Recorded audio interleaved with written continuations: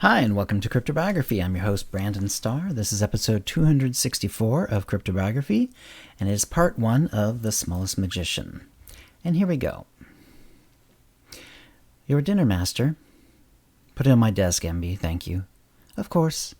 She put the heavy plate on the desk, which for her was at shoulder height, and made sure she didn't disturb any of his papers or items. Make sure the kitchen is clean, then go to bed. I won't need you again tonight. Thank you, master. MB turned, making sure her tail didn't bump the desk, and scurried out. But the master, William Donegal, didn't know something she knew. The kitchen was already clean. MB was one of only 2 servants William Donegal had. He had saved her when she was just a child.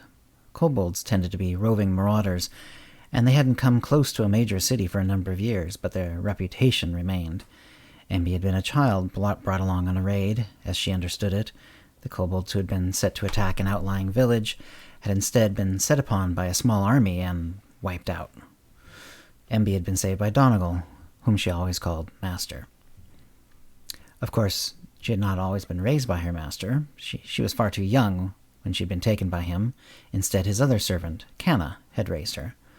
Canna was getting old, and MB did all she could to help. Her height was something of a hindrance, since she was only about 2/3 of Canna's average human height, and was unlikely to grow any more. Since the kitchen was already clean and Canna had gone to bed, MB was able to do what she had been looking forward to all day. Just outside the kitchen, there was a small area between a corner of the hall and a door frame. There was a small notch on the back side of the door frame, about MB's head height. She reached into it and pulled. There was a slight pop as a catch unlatched, and the section of the wall opened. Behind it was a hidden passage, which went at an angle briefly and then followed the living room wall. Before going down it, she reclosed the wall. This made it exceedingly dark, though there were some air vents which gave a small leak of light into the windowless passage. Fortunately, her eyes were well suited for seeing in the dark, so in a moment they had adjusted well enough. The passage was easily wide enough for her, though an adult human male might have had to turn a bit to make his way down it. The passage had several junction points and several hidden entrances all around the house. After she had discovered the passage a few years back, she had thoroughly explored its secrets. She had found that the passages were all connected to the nicer parts of the master's home, which was quite old and had once housed a merchant's family. As the passages did not go anywhere near the servants' quarters or working areas, she came to the realization they'd been put there to act as an emergency exit for the merchant's family. The passage was somewhat dusty, though MB had cleaned it as best she could when given a bit of safe time. It didn't bother her, though. One of the hidden doors went to the master's chambers, where she'd just been.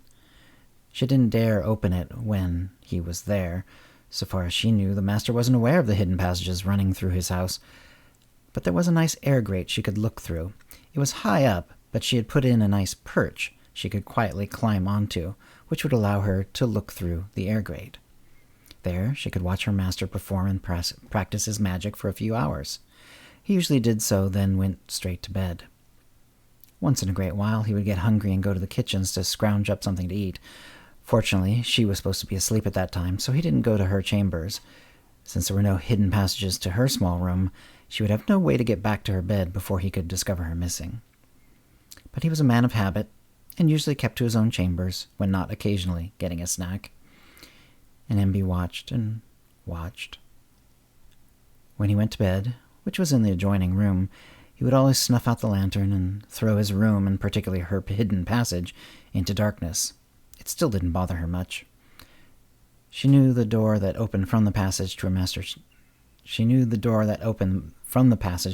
chambers, but he did not. Tonight, she decided, would be the night to do what she hadn't dared to do yet. Canna had been teaching MB to read.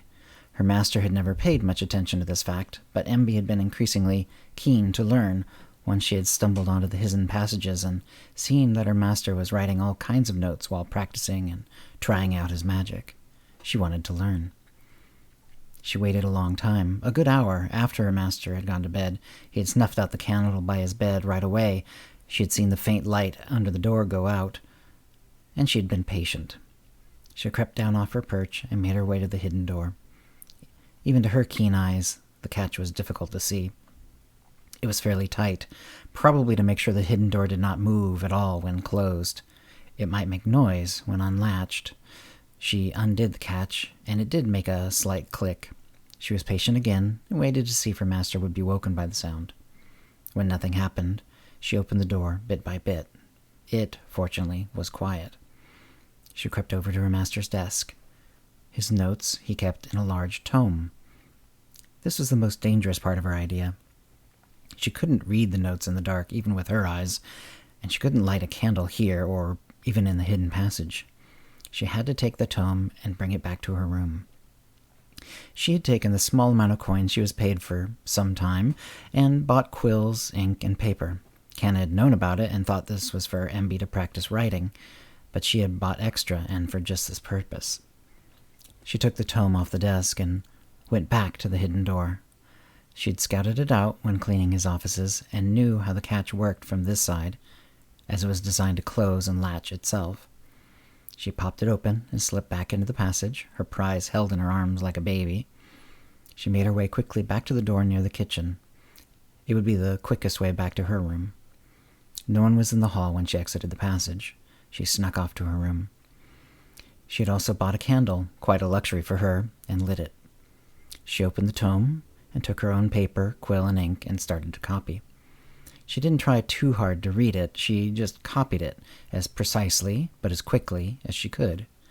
There were also some diagrams, which she copied a little more carefully, but also rapidly. The work went on, and she got perhaps a quarter of the book copied when she decided she had taken enough of a risk. She needed to bring the tome back now, well before her master would be awake, and also early enough for her to get a bit of sleep herself. With a slight sigh, she closed the tome and hid away her papers and writing implements. She took the tome back upstairs, back toward the kitchens and the hidden passage. And that's part 1 of the story. I hope you're enjoying it. If you have any comments or questions about this episode or previous episodes, CryptoBiography@gmail.com or hit us up on Facebook or Twitter. And thanks for listening. Words and Music copyright 2022, CryptoBiography LLC. All rights reserved. Characters and events are fictional, fictionalized, or satirical.